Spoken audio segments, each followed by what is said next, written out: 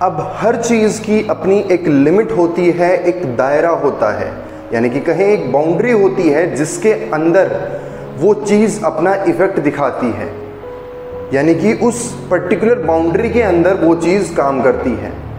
ऐसे ही जो हमारा इलेक्ट्रिक चार्ज होता है उसका भी एक अपना दायरा होता है, एक एरिया होता है जिसके अंडर वो इलेक्ट्रोस्टैटिक फोर्स लगा सकता है दूसरे चार्ज पे। वो कितना होता है, कैसे डिफाइन करते हैं, ये हम पढ़ेंगे आज इलेक्ट्रिक फील्ड में। तो चलिए हम शुरू करते हैं इलेक्ट्रिक फील्ड से। My name is Akshit and you watching ASP a moment with science.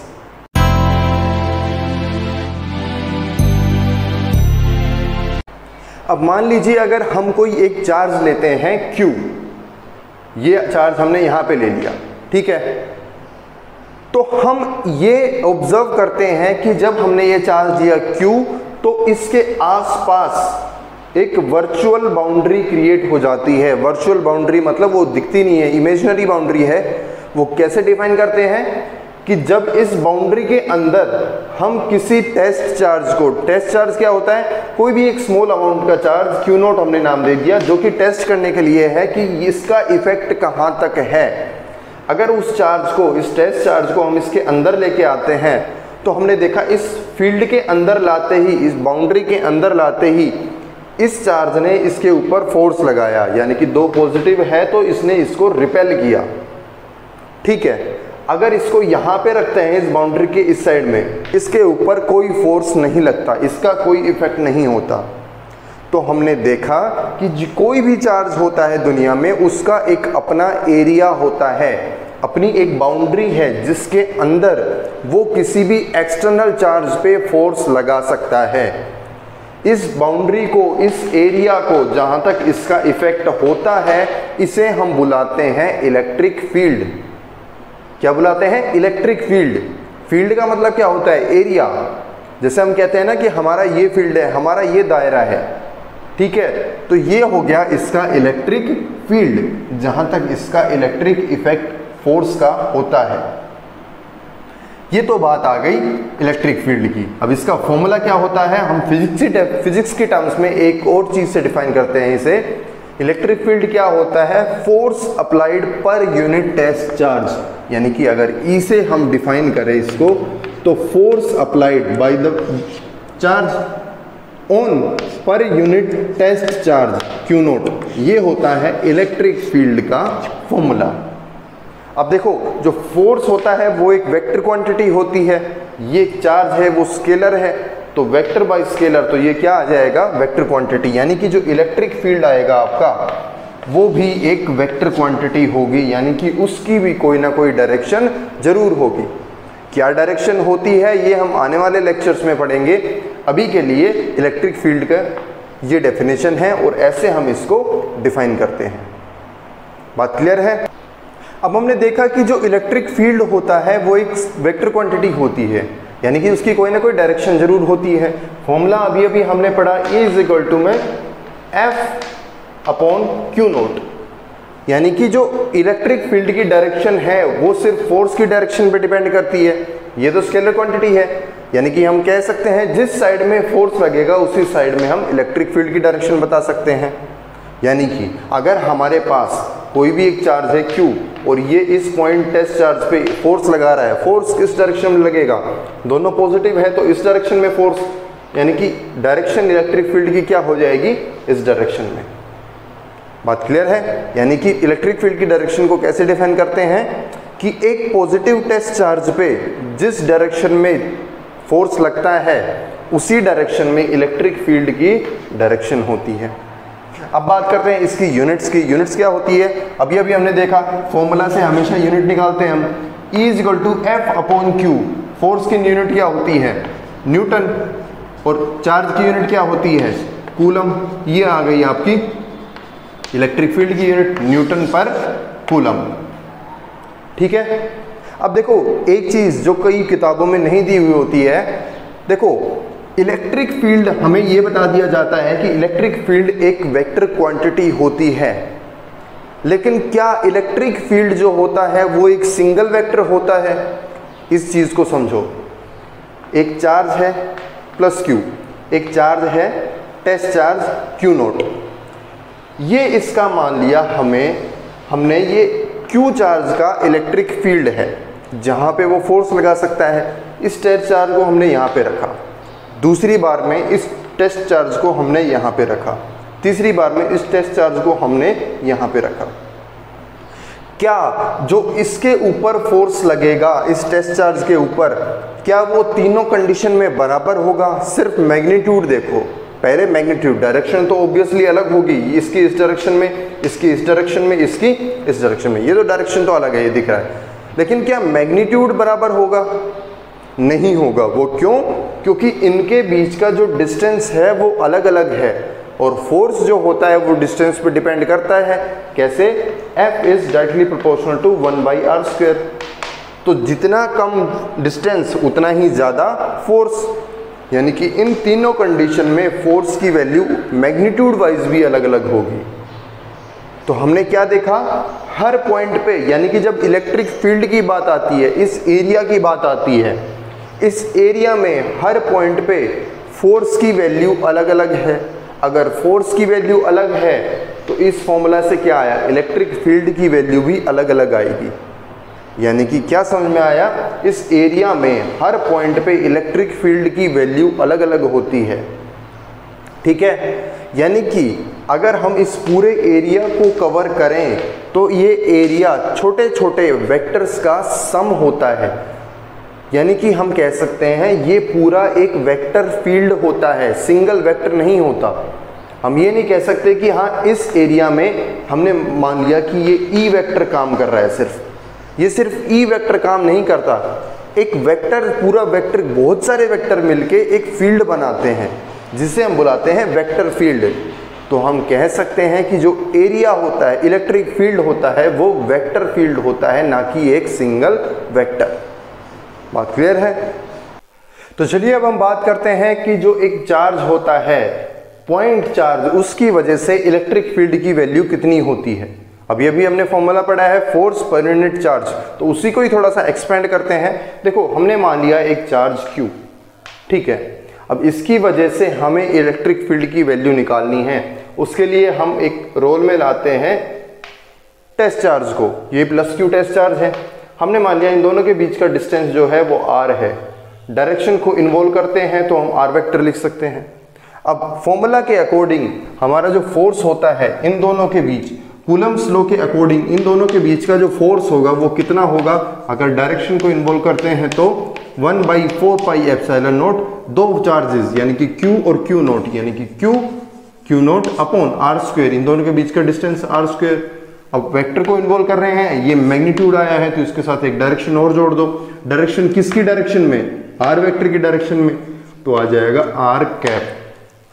r cap एक यूनिट वेक्टर आ गया, r जो इसकी r वेक्टर की डायरेक्शन में होता है। तो यहां तक क्लियर है।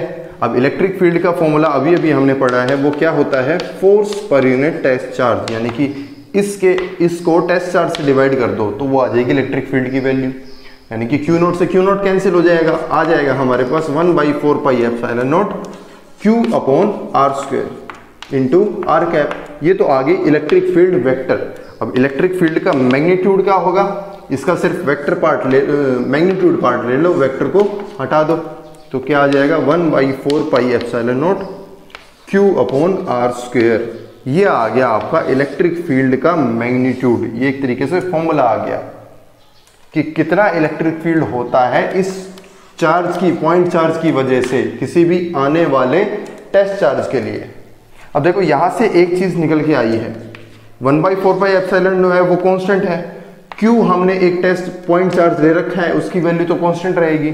तो यहां से निकल के आया जो इलेक्ट्रिक फील्ड होता है वो डायरेक्टली प्रोपोर्शनल होता है 1/r² के, यानी कि r की वैल्यू पे ही इलेक्ट्रिक फील्ड की वैल्यू डिपेंड करती है। अब यहां से एक चीज और डिफाइन कर सकते हैं। देखो हमारे पास जो ये रिलेशन निकल के आया, E is directly proportional to 1/r²। मान लिया हमने कोई चार्ज लिया, पॉइंट चार्ज Q, उसका एक इलेक्ट्रिक फील्ड है। अब ये जो एरिया लिया है ये एक स्फीयर है, स्फीयर यानी एक बॉल की शेप में है। यहाँ पे ये सर्कल दिखाई दे रहा है लेकिन आपको 3D में अज्यूम करना है, एक स्फीयर है जहां पे अगर इसके सरफेस पे हम कोई भी टेस्ट चार्ज लेते हैं, किसी भी पोजीशन पे कहीं पे भी टेस्ट चार्ज ले लो, तो इसके बीच की दूरी कितनी होगी, r, इसका रेडियस, ये भी r, ये भी r और ये भी r, इनके बीच का रेडियस से इसकी दूरी होगी। यानी कि अगर ये चीज कांस्टेंट है, रेडियस की वैल्यू तो कांस्टेंट रहती है स्फीयर के लिए, इससे हम क्या कह सकते हैं, इस फॉर्मूला के अकॉर्डिंग जो इलेक्ट्रिक फील्ड रहेगा वो कांस्टेंट रहेगा कहाँ पे, इस पूरे इलेक्ट्रिक फील्ड के सरफेस पे। यानी कि ये जो पूरा स्फीयर बना है इसके सरफेस पे इलेक्ट्रिक फील्ड की वैल्यू कांस्टेंट रहेगी, डायरेक्शन को इन्वॉल्व नहीं कर रहे हैं, कांस्टेंट रहेगी। तो हम क्या नाम दे सकते हैं इसको,